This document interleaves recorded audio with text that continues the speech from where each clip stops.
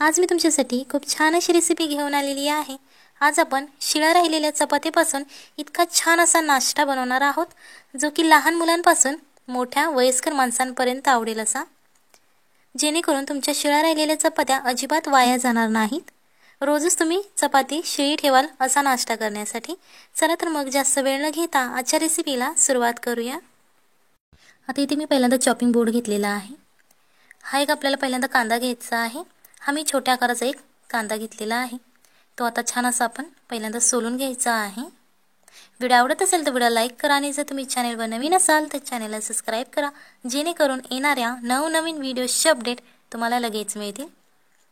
आता हा कांदा आपण सोलून घ्यायचा आहे। आता हा कांदा आपला सोलून झालेला आहे। आता आपण हा चिरून घ्यायचा आहे। हा कांदा आपण उभट असा चिरायचा आहे, जेणेकरून याचे पातळ असे स्लाइस तयार होतील। तुम्हाला दिसत असेल बघा, अशा प्रकारे हा कांदा आपण चिरून घ्यायचा आहे। ही रेसिपी करायला खूप सोपी आहे, झटपट होणारी आहे आणि आपल्या शिळ्या राहिलेल्या चपात्या ही रेसिपी केल्यामुळे अजिबात वाया जात नाहीत। आता हा कांदा आपला छान असा चिरून झालेला आहे। तुम्हाला दिसत असेल बघा, एकदम उभट अशा मी पातळ अशा स्लाइस केलेल्या आहेत। इथे मी हिरवे वाटाणे घेतलेले आहेत, तुम्हाला दिसत असेल बघा। हे मी फ्रीज केलेले वाटाणे घेतलेले आहेत, जे आपण पालक पनीरसाठी वापरतो ते फ्रीजमध्ये ठेवलेले हे वाटाणे आहेत। याच्याऐवजी जर तुम्हाला ताज्या शेंगा मिळाल्या बाजारात तर तुम्ही त्या शेंगा घेतल्या तरीही चालतील।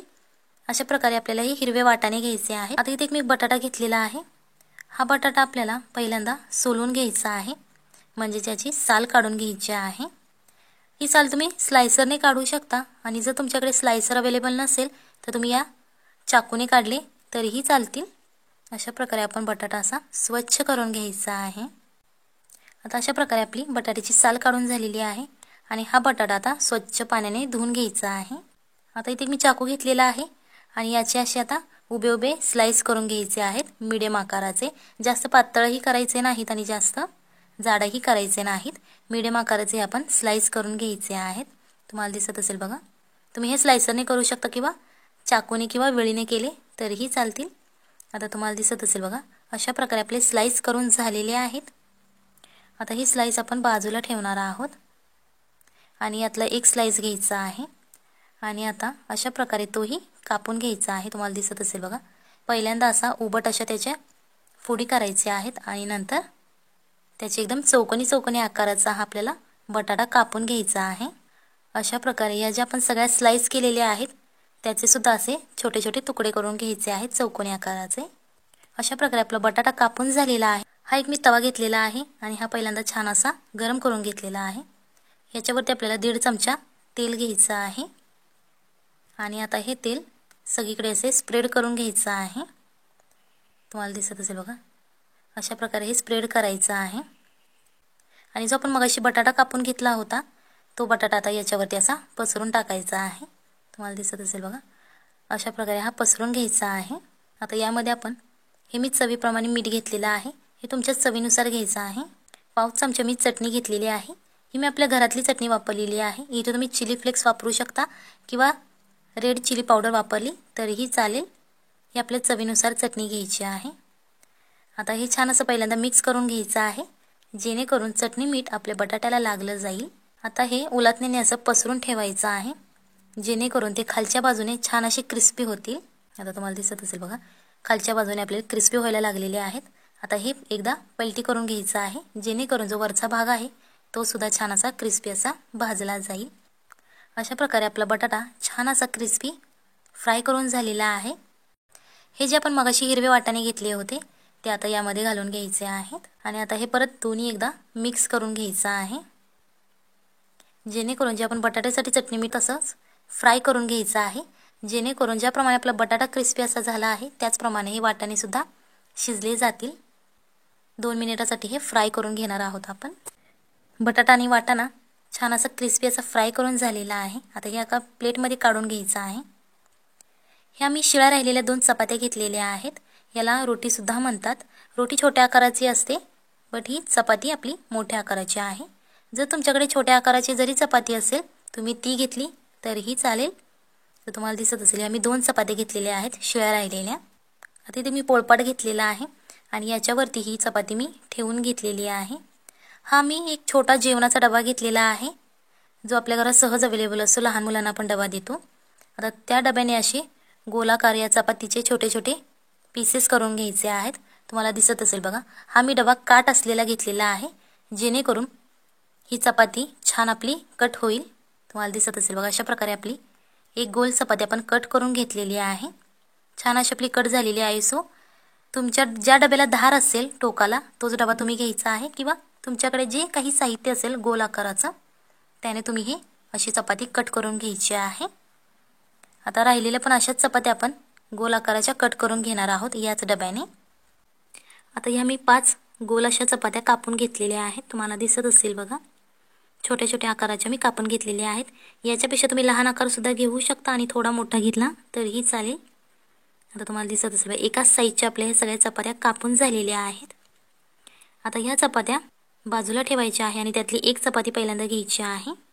हा मी मॅगीचा चमचा घेतलेला आहे आणि या चमच्याने या चपातीला असे छोटे छोटे होल करून घ्यायचे आहेत। तुम्ही चमच्याने करू शकता किंवा चाकूच्या टोकाने जरी केले तुम्ही होल तरीही चालतील। फक्त इथं इम्पॉर्टंट आहे की हे छोटे छोटे असे चपातीला होल करून घ्यायचे आहेत। अशाच प्रकारे आपण आता या सगळ्या चपात्यांना सुद्धा असेच होल करून घेणार आहोत। इथे मी तेल गरम करून घेतलेलं आहे आणि जे आपण मगाशी छोट्या चपात्या केल्या होत्या त्यातली आता ही एक चपाती मी या तेलामध्ये सोडलेली आहे। आता इथे मी सांगते तुम्हाला की मगाशी जे आपण होल करून घेतले होते ते होल करण्याचं कारण असंच होतं की तेलामध्ये चपाती टाकल्यानंतर ती अशी फुगली नाही पाहिजे, एकदम छान अशी क्रिस्पी तळली पाहिजे। त्याच्यासाठी हे आम्ही होल करून घेतले होते चपातीमध्ये। आपली चपाती अजिबात फुगलेली नाही, पुरीसारखी एकदम छान अशी क्रिस्पी अशी फ्राय करून झालेली आहे। आता ही एक चपाती आपली फ्राय करून झालेली आहे। आता ही एका प्लेटमध्ये काढून घ्यायची आहे आणि अशाच प्रकारे आता आपण बाकीच्या राहिलेल्याही आपल्या सगळ्या चपात्या क्रिस्पी अशा फ्राय करून झालेल्या आहेत। तुम्हाला दिसत असेल एकदम खारीसारख्याला लेयर सुटलेले आहेत। आता ह्या 4 चपात्या आपण अशा पसरून ठेवायच्या आहेत। ही मी शेजवान चटणी घेतलेली आहे, ती आता आपल्याला या चपातीला लावून घ्यायची आहे। तुम्हाला दिसत असेल बघा, छान प्रकारे अशी एकदम जाड असा थर शेजवान चटणीचा लावून घ्यायचा आहे। आता एका चपातीला आपली लावून झालेली आहे। अशाच प्रकारे या बाकीच्याही चपात्यांना आपण शेजवान चटणी लावून घेणार आहोत। हा जो मगाशी आपण कांदा बारीक चिरून घेतला होता तो आता कांदा यामध्ये या चपातीवर असा पसरून घ्यायचा आहे आणि हे अशा 4 चपातीवरती आपण हे पसरून घेणार आहोत। हे मी मोझरेला चीज घेतलेला आहे आणि ही एक मी खिसणी घेतलेली आहे। आता या खिसणीने आपण ही चीज खिसून घ्यायचं आहे या चपातीवरती। तुम्हाला दिसत असेल बघा, अशा प्रकारे आता हे बारीक असं खिसून घ्यायचं आहे सगळीकडे, जेणेकरून पूर्ण चपातीवरती ते पसरलं पाहिजे। आता अशाच प्रकारे आपण 4ही चपातींवरती हे चीज स्प्रेड करून घेणार आहोत। हा मी टोमॅटो सॉस घेतलेला आहे, तुम्ही इथे केचप वापरला तरीही चालेल। त्याचे टिपके याच्यावरती असे चीजवरती सोडून घ्यायचे आहे। आता हे आपलं टोमॅटो सॉसही स्प्रेड करून झालेला आहे। हे जे आपण मगाशी सारण तयार केलं होतं बटाटा आणि वाटाण्याचं ते आता आपण घेतलेलं आहे आणि हे आता या चीजवरती हे अशा प्रकारे सारण भरून घ्यायचं आहे। सगळीकडे असं स्प्रेड करायचं आहे जेणेकरून पूर्ण चपाती याने भरली पाहिजे। आता अशाच प्रकारे आपण 4ही चपातीवरती हे स्प्रेड करून घ्यायचं आहे। हे अशा प्रकारे हाताने असं दाबून घ्यायचं आहे जेणेकरून ते छान असं चपटं तयार होईल आणि ते सारण अजिबात याच्यावरून बाहेर पडणार नाही। अशा प्रकारे हे दाबून घ्यायचं आहे। आता हे थोडंसं परत मी एकदा चीज घेतलेलं आहे आणि आता याचे छोटे छोटे तुकडे करून या आपल्या चपातीवरती स्प्रेड करून घ्यायचे आहेत। अशा प्रकारे आपलं चीज हे 4ही चपातीवरती स्प्रेड करून झालेलं आहे।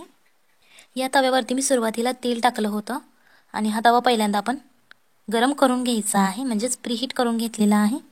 आणि आता याच्यावरती हे जे आपण नाश्ता तयार केलेला आहे चपातीचा तो याच्यावरती असा ठेवून घ्यायचा आहे आणि हा गॅस बारीक करायचा आहे आणि याच्यावरती आता हे झाकण ठेवायचं आहे आणि जोपर्यंत हे चीज वितळत नाही तोपर्यंत आपल्याला गॅस चालू ठेवायचा आहे। आता तुम्हाला दिसत असेल बघा, चीज आपलं छान असं वितळलेलं आहे। आता आपण गॅस बंद करून घ्यायचा आहे। तुम्हाला दिसत असेल बघा, छान असा आपला चपातीचा पिझ्झा तयार झालेला आहे। आज आपण शिळ्या राहिलेल्या चपातीचा पिझ्झा बनवलेला आहे। सो हा पिझ्झा तुमच्या मुलाने एकदा खाल्ला ना तर ते बाहेरचा पिझ्झा विसरून जातील। ही खूप छान अशी रेसिपी आहे, टेस्टी अशी रेसिपी आहे आणि झटपट होणारी ही रेसिपी आहे।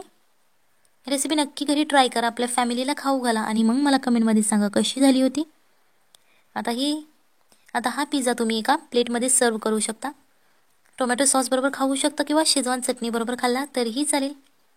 चला तर मग भेटूयात पुढच्या रेसिपीमध्ये. तोपर्यंत बाय बाय, टाटा.